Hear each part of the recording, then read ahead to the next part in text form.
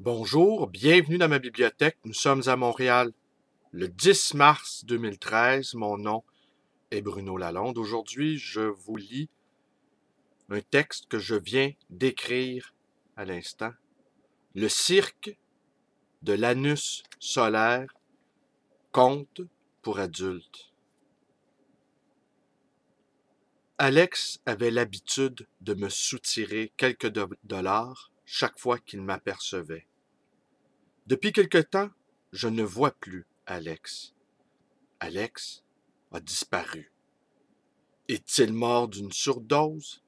A-t-il été incarcéré, retourné chez ses parents? Ou bien encore, est-il entré en cure fermée? Alex est ce que les policiers appellent un commercial.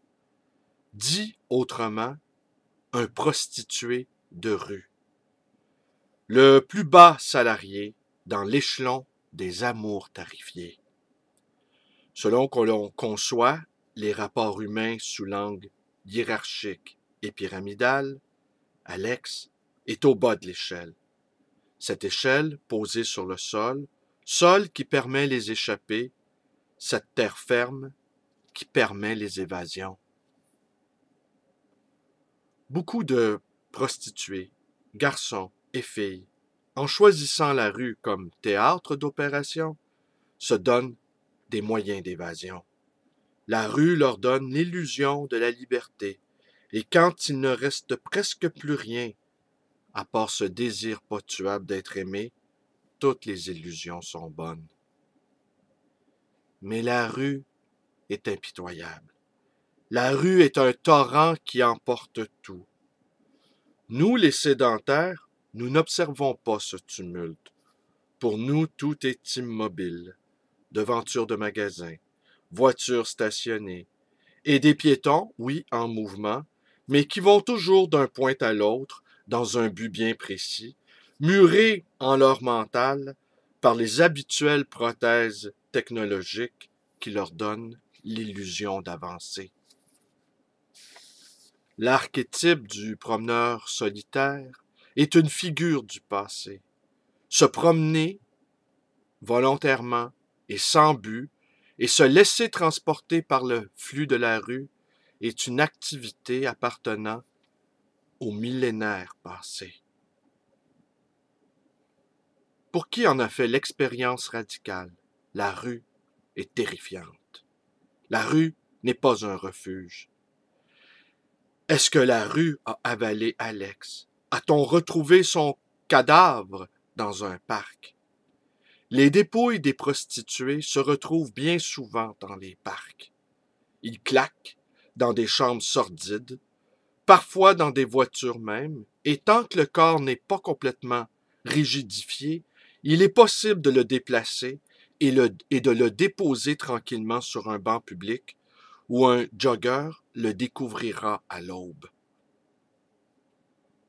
Alex était un adepte du crack, et comme moi, il était un junkie d'amour. Il a tout de suite senti que je l'aimais bien, que j'avais une immense pitié pour lui, le genre de pitié qui s'apparente à de l'amour. Ses demandes infiniment modestes de quelques dollars pour s'acheter une bière ou deux en témoignaient. Il ne voulait pas abuser de moi. Jamais il ne m'a fait d'avance. Jamais il n'a brisé ce bris de confiance entre lui et moi. Il savait que je n'étais pas preneur pour ce genre de service. Je ne lui faisais jamais la morale non plus. Il s'en chargeait lui-même. Il me fatiguait un peu avec cela. Il n'était pas un vrai drogué. Il n'était pas un vrai prostitué.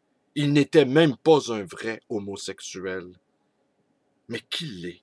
Mais qui l'est vraiment, drogué, prostitué ou même homosexuel?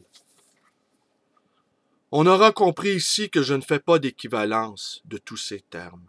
Je note simplement les dénégations d'Alex, qui n'avait pas besoin de m'expliquer qu'il n'était pas un vrai drogué, même s'il suçait des bites dans des ruelles pour se payer sa mauvaise dope, coupée avec de la poudre à néon, qu'il s'auto-détruisait férocement dans une haine de lui-même qu'on lui avait inoculée bien tôt dans la vie.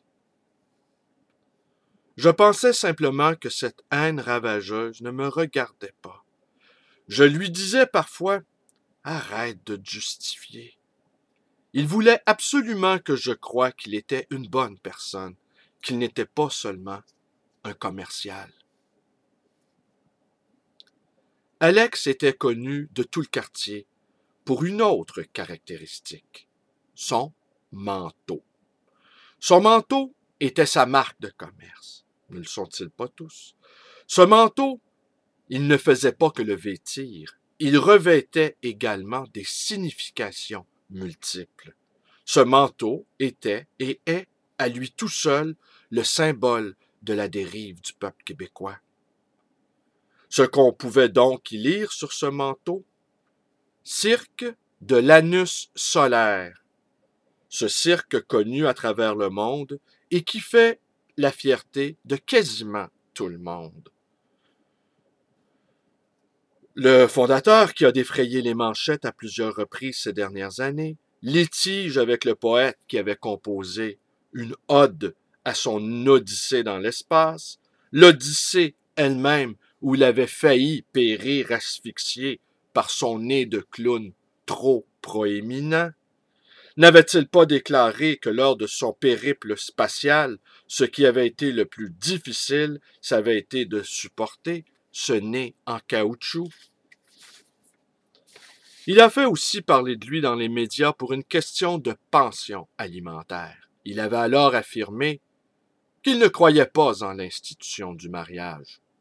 Heureusement pour lui que son dédain des institutions n'allait pas jusqu'à dédaigner les institutions judiciaires et bancaires. L'avocate de la partie adverse, qui réclamait une bonne partie du patrimoine, le fameux patrimoine, s'était fendu aussi d'une déclaration mémorable. Ma cliente n'est pas une vache reproductrice. Revenons justement au plancher des vaches. Ce manteau brodé à l'effigie du cirque de l'anus solaire était la fierté absolue d'Alex. Peut-être même le seul lien qui le retira du monde torrentiel de la rue et l'inscrivit de manière symbolique, soit dans la représentation de la société. Ce manteau était le seul objet qu'il possédait en propre et qui témoignait de son appartenance au monde ordinaire, très ordinaire. Il ne manquait jamais de me raconter en quelles circonstances ce manteau lui fut offert. Un client qui, de temps à autre, l'embarquait dans sa voiture et qui occupait un rôle de cadre dans cette industrie du divertissement. Alex, quant à lui, était dans l'industrie du sexe. Deux capitaines de l'industrie se rencontrant. Alex avait si bon cœur qu'il trouvait même le moyen de se mettre dans les raisons de son client. Il n'a pas le temps de nouer des relations amoureuses. Il travaille tout le temps, une grosse job, beaucoup de responsabilités au sein du cirque de l'anus solaire. Il n'a pas de temps à perdre avec l'amour. Cela va de soi, je restais quoi? Je gardais mes réflexions pour moi. C'était l'entente entre Alex et moi. Je lui paye quelques bières, je l'écoute et je m'abstiens de tout commentaire.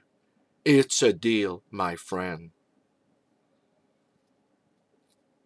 Un jour, ce client pressé l'invite à ses fameux parties de la Rive-Sud qu'organisait le patof milliardaire. Alex, encore jeune et beau et fier d'allure dans son côte, intelligent et sensible, l'a accompagné, l'a escorté. Enfin, le sens du mot escorte, ici retrouvé. Luxe inouï. Des serveuses qui se déplacent discrètement avec des plateaux contenant de petites fioles, d'une coke très pure, comme jamais Alex en a goûté. Rien à voir avec ce que le poète Claude Poirier appelle de la cacawine. Des célébrités admirant leurs ombres projetées sur une pelouse d'un vert très pur. Alex avait l'impression d'être entré dans le sein des saints, qu'on lui avait fait une petite place, le temps d'un soir, parmi les grands de ce monde.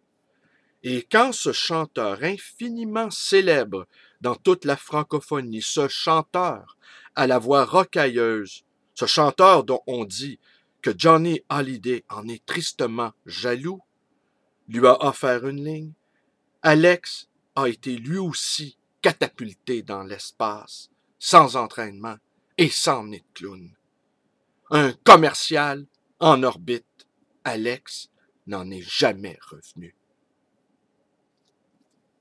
Le lendemain matin, je fouillais encore dans mes poches pour lui offrir de quoi se payer une bière ou deux. Voilà des mois qu'Alex a disparu. Chaque fois que j'entends ce chanteur à la radio ou que j'entends son nom, je pense à Alex. Et lui, ce chanteur, est-ce que ça lui arrive de penser à Alex? Voilà, c'est tout pour aujourd'hui. Je vous remercie d'être avec moi. Mes vidéos vous plaisent. Abonnez-vous à ma chaîne, ma page Facebook. Vous pouvez devenir un ami litant. Vous le savez, je suis un activiste politique. J'en appelle à l'insurrection. Vous pouvez également me téléphoner dans le 514-736-0999. Et ça, c'est à ma librairie. Et vous pouvez également me rendre visite à cette librairie d'occasion et d'ancien, le livre voyageur dans le quartier, dans le haut quartier, dans le quartier de l'Oratoire. Côte-des-Neiges à Montréal. Merci et bonne journée.